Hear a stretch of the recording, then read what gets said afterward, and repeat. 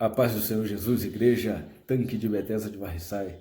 Eu sou o pastor Fabrino, estou gravando mais uma palavra de Deus para nossas vidas. Hoje, terça-feira, nós estamos aqui ainda em quarentena, mas a igreja não para. A igreja somos todos nós que estamos unidos no amor de Cristo, perseverando até o fim e sempre fazendo aquilo que agrada ao Senhor Jesus. Eu queria meditar com vocês hoje na palavra de Deus que está em 2 Crônicas, capítulo 32, do versículo 14 ao versículo 21. E diz assim a palavra de Deus: De todos os deuses das nações que os meus antepassados destruíram, qual deles conseguiu salvar o seu povo de mim? Sendo assim, como então o vosso Deus poderia livrar-nos das minhas mãos? Isso aqui é Senaqueribe, o rei da Síria, dizendo ao povo de Deus: de todos os deuses das nações que os meus antepassados destruíram, qual deles conseguiu salvar o seu povo de mim? Sendo assim, como então o vosso Deus poderia livrar-nos das minhas mãos? Portanto, não vos deixei iludir por Ezequias, que esse sujeito não vos engane desta maneira.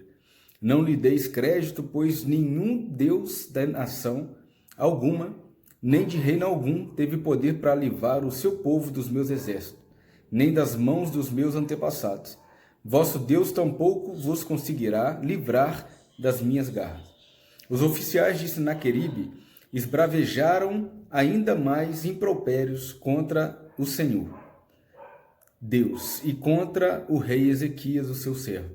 Senaqueribe então escreveu cartas para blasfemar por escrito do Senhor, Deus de Israel, e para falar contra ele desafiando, assim como os deuses dos povos das outras nações não puderam livrar o povo deles das minhas mãos, da mesma maneira o Deus de Ezequias não livrará a sua gente das minhas garras.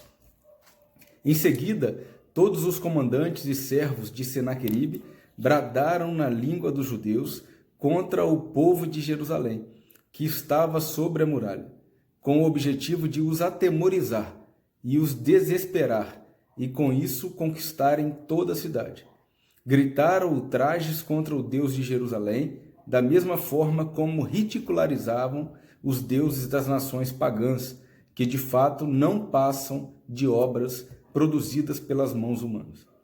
Diante de toda essa situação amedrontadora, o rei Ezequias e o profeta Isaías, filho de Amós, clamaram em oração a Deus nos céus.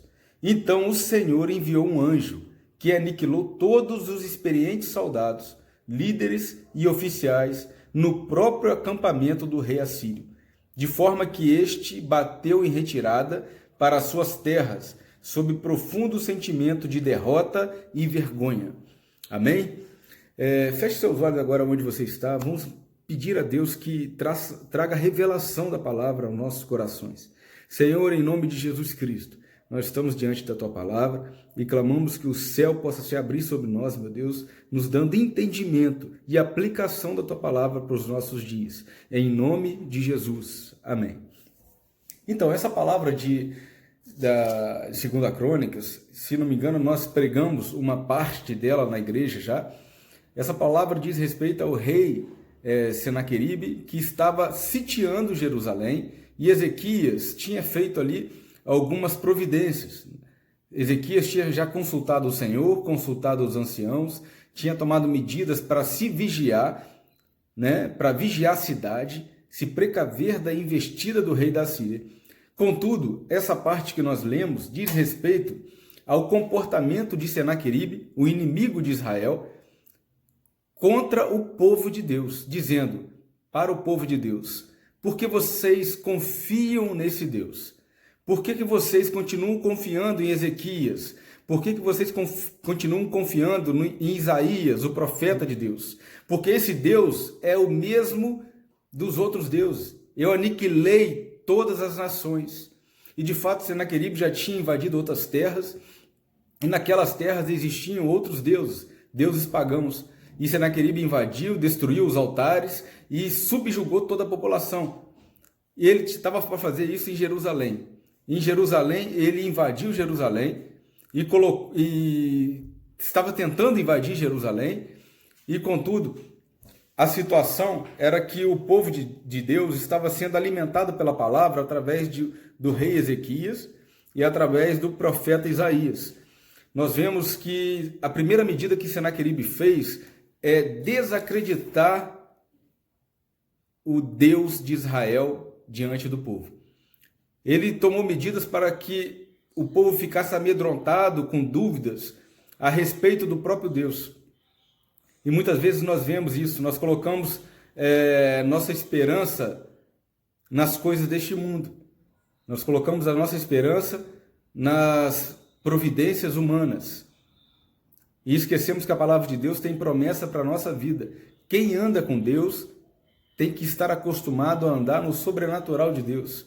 Se você limita o agir de Deus ao seu natural, você vai estar cultuando não a Deus, mas cultuando ao homem. E eu digo mais, uma coisa que o diabo quer é que você cultue o homem. Muitas pessoas acham que o diabo quer ser cultuado. Muitas pessoas acham que o diabo quer um altar para ele.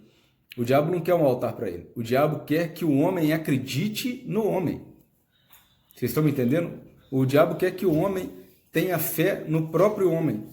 E com isso passe a acreditar na capacidade do próprio homem. Acreditar apenas nas medidas que o homem decreta. E nós vemos aqui que muitas vezes nós temos incapacidades que nos limitam e podem nos levar a derrotas.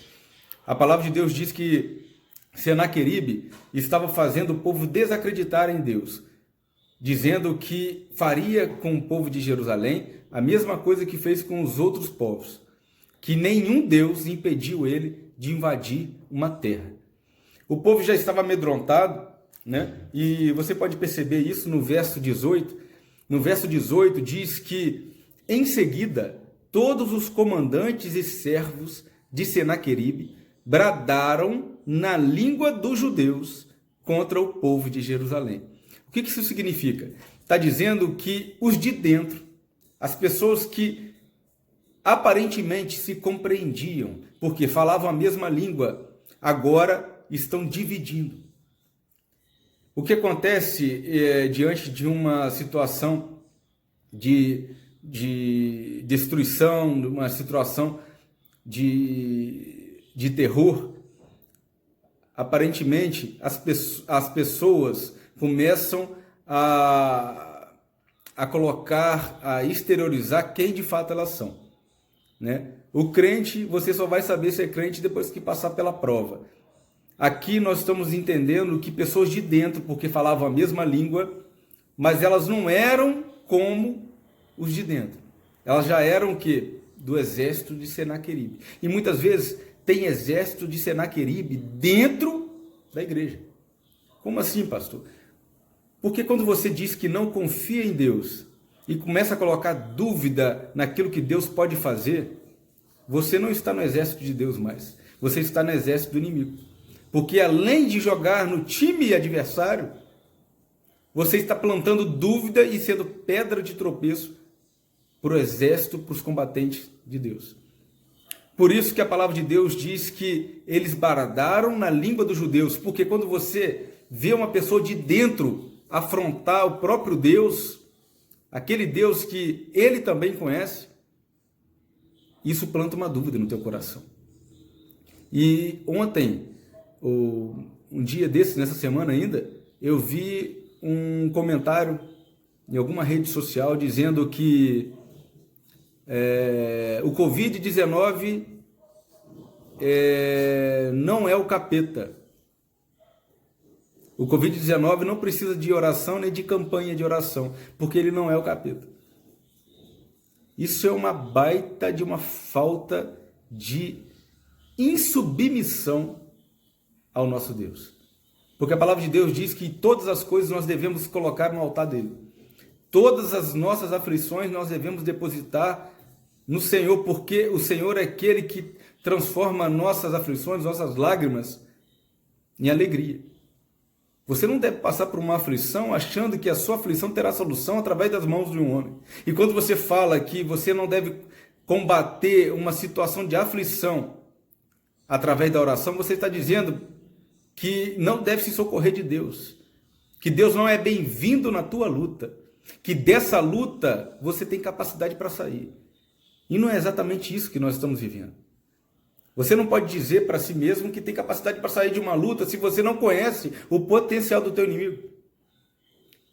O exército de Israel nunca entrou numa luta confiando em si mesmo apenas.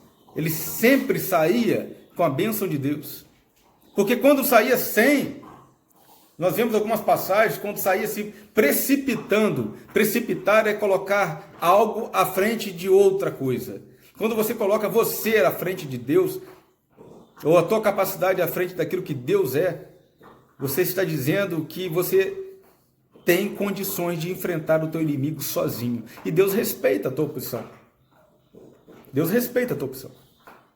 Nós não estamos aqui para trazer uma divisão entre o povo da igreja, mas sim para trazer uma conscientização de que todas as aflições nós devemos depositar confiança em Deus. Porque se você tira Deus do teu campo de batalha, você pode tirar a vitória da tua linha de frente. Pode ser que a vitória nunca chegue, porque você tirou o melhor jogador, ou o melhor jogador, ou o único jogador que pode vencer uma batalha. E de fato vencê-la contra um inimigo invisível, que é um vírus. Então nós vemos aqui que Ezequias, ele não se deixou abater por essas situações, não deixou que o povo esmorecesse na fé, porque ele sempre trazia a palavra de Deus para o povo. E nós vemos no verso 20 que de toda a situação amedrontadora que Senaqueribe estava aprontando, ainda assim o rei Ezequias, juntamente com o profeta Isaías, clamaram em oração a Deus nos céus. O verso 20 diz isso. Quando você para de clamar em oração, você para de pedir socorro. Se você parar de pedir socorro, Deus para de intervir na sua vida.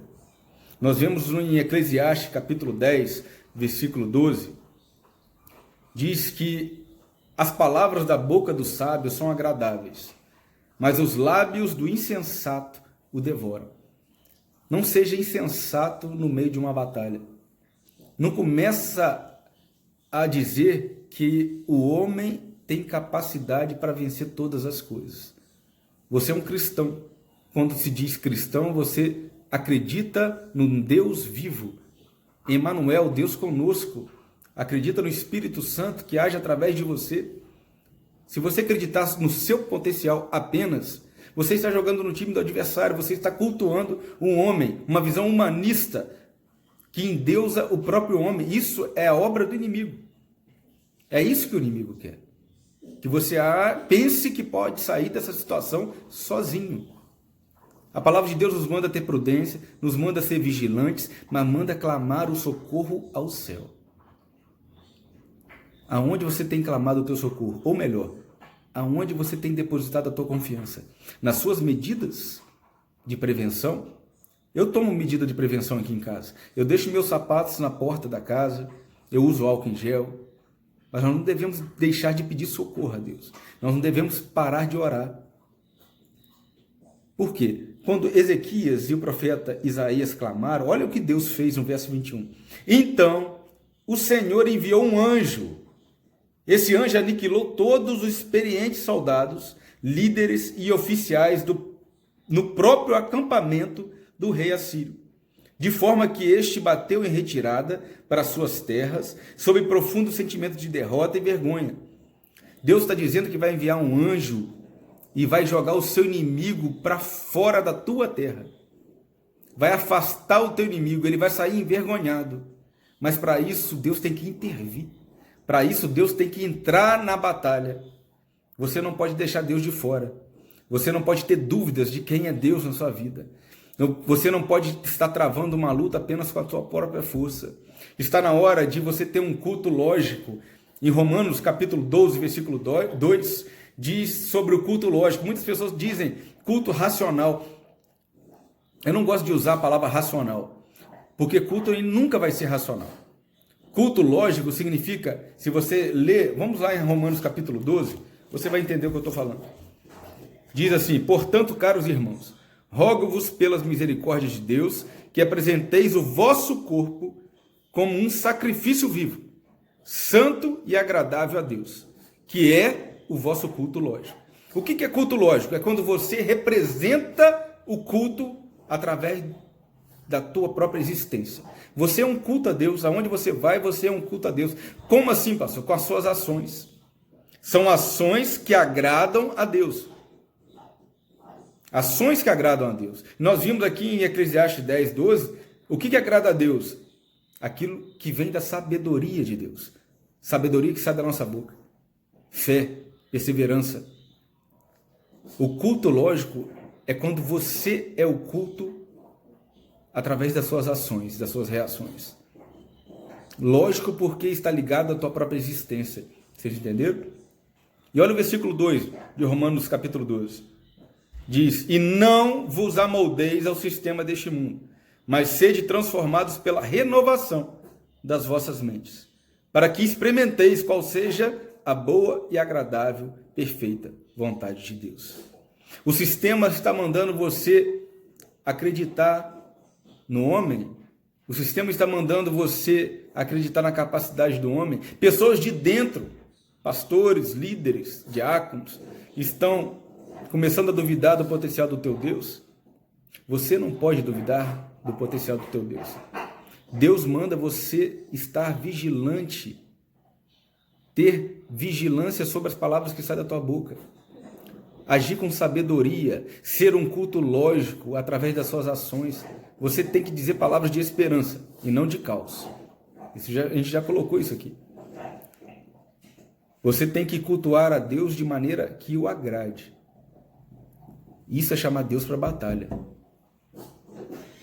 Você não vai travar essa batalha sozinho. É através da intervenção de Deus que nós vamos vencer isso.